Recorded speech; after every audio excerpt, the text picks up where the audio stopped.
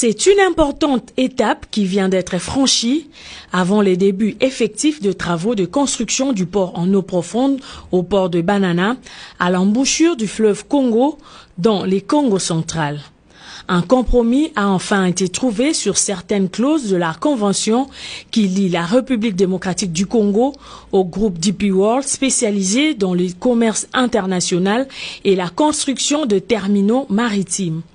Au cours d'une brève cérémonie, ce 5 mai, à la Cité de l'Union africaine, le directeur des cabinets du chef de l'État, Guilain Nyembo, pour la partie congolaise, et M. Suhel Albana, directeur Afrique du groupe DP World, chargé de construire le nouveau port de Banana, ont signé un accord de la révision du contrat signé entre les deux parties.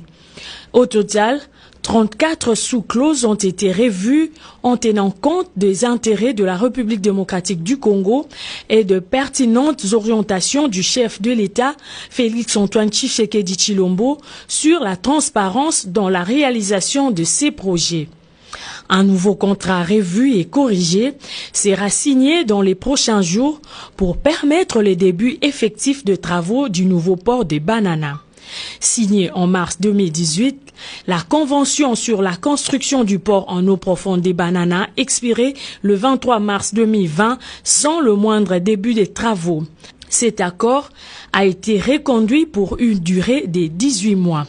Après cette signature, le directeur Afrique du groupe DP World et sa délégation ont rencontré le même jour le président de la République Félix-Antoine Tshisekedi Tshilombo pour lui faire part de cette avancée.